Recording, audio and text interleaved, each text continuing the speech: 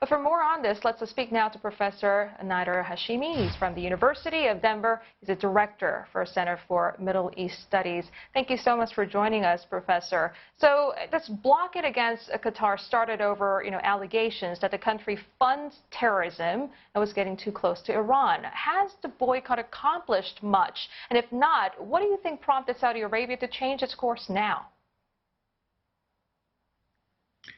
No, the blockade did not accomplish very much from the perspective of Saudi Arabia and the United Arab Emirates, the countries who imposed this blockade.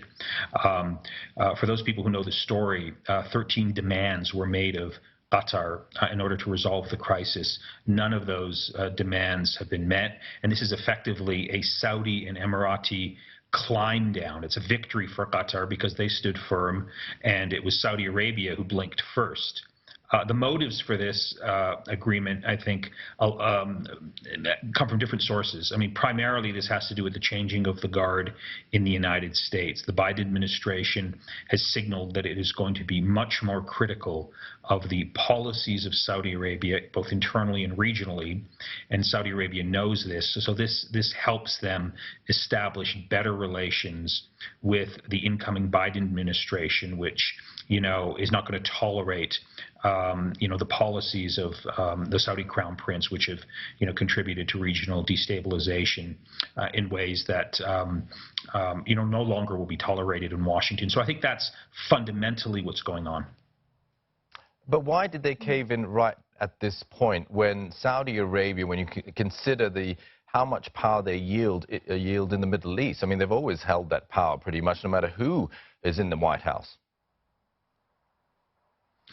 Well, if you follow the story from the beginning, there was these huge elations, huge celebrations in Saudi Arabia and the Emirates that the incoming Trump administration, roughly 4 years ago, would back Saudi Arabia in trying to squeeze Qatar.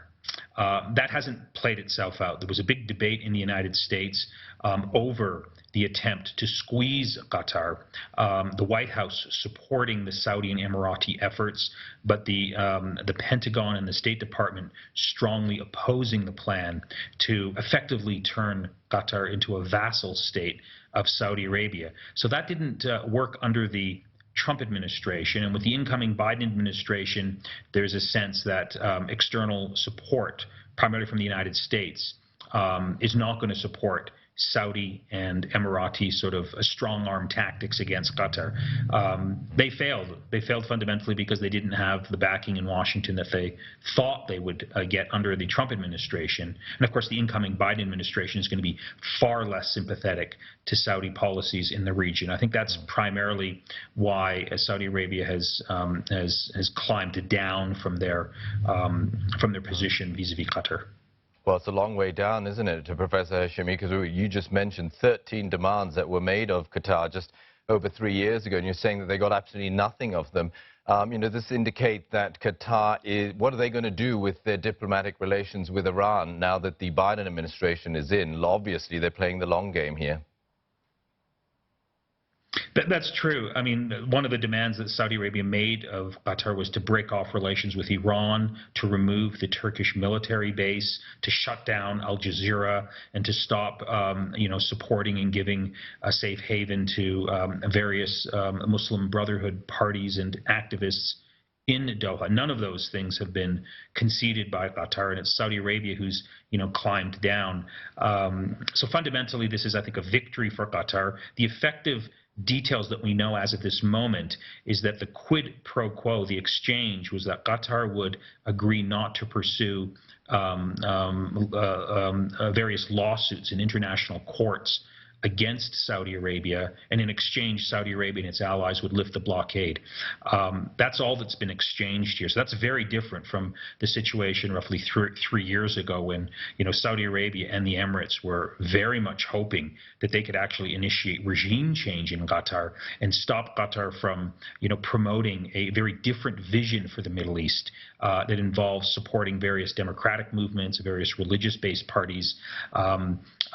So that's basically, the origins of the conflict. And I think what we're seeing right now is really simply a pause, because these underlying issues have not gone away. Saudi Arabia and the Emirates and its allies have a very different vision for the Middle East than Qatar does. Qatar has stood firm, so I think we're very much back to the way things were prior to 2017. So, in a wider sense, what are the wider implications for the Middle East peace overall, the Gulf cooperation and economies as well? I mean, certainly good news when any tension in the Arab region is resolved, isn't it, Professor? Yeah, I agree. Economically, I think this is good for Qatar because the blockade will be lifted. I think companies that do trade in the region will benefit from the free exchange of goods and services and of air connections and economic transactions that were deeply disrupted. So fundamentally, it's good from an economic perspective. It's good for actually the citizens of Qatar and Saudi Arabia who were deeply disadvantaged because of the blockade. They couldn't go back and forth. So I think it's a positive step forward, but I don't think we should exaggerate this, as some people are saying, as a major historic sort of breakthrough. The underlying tensions between Qatar and its neighbors still remain in place. None of that has changed. And so I suspect this is simply a pause in what's going to be a much longer story between Qatar and its neighbors over competing visions for the future of the region. Professor Hashemi, what is this going to mean for longer term, the sort of Middle East conflict, and how does Israel play into this? I mean, they must be watching this nervously, shivering in their shoes, because under the Trump administration, they have been just so sympathetic to Israel. If you look at their foreign policy initiatives that were also brokered by Jared Kushner, by the way, and other Arab countries, particularly the Palestinians or Palestine, did not really take too kindly to that. But I mean, they're very worried about Iran here. So I mean, what do you think Israel is going to be doing, or how will they, proceed over the next 4 years with the Biden administration, understanding that now Qatar and its allies, Iran, perhaps have a little bit more leverage? Well, of course, Israel is not happy by the incoming Biden administration's position vis-a-vis Iran, particularly with respect to the attempt to revive the nuclear agreement. So I think it's very much concerned about that issue primarily, which is the big issue that separates the Biden administration from Israel. On this particular question, the tensions within the Gulf Cooperation Council, actually Israel does benefit in the short term in the following way. Because of the blockade, Qatar had to fly through Iranian airspace. And to do that, it had to give Iran millions of dollars, hundreds of millions of dollars, to fly through Iranian airspace. Now that the blockade has been lifted, Qatar will now fly over Saudi Arabia, thus depriving the Islamic Republic of Iran of much needed revenue at a precise moment when its economy is in dire straits because of U.S. sanctions. So the New York Times was actually very sharp last month. Laura Jakes wrote a very important article on this topic that made this precise point, that the reason why Jared Kushner was so invested in bringing about a reconciliation between Saudi Arabia and Qatar was because it would benefit the squeeze on Iran. In fact, the New York Times article specifically mentioned that this would enable the Trump administration to get, quote, one last kick in at Iran by depriving it of revenue.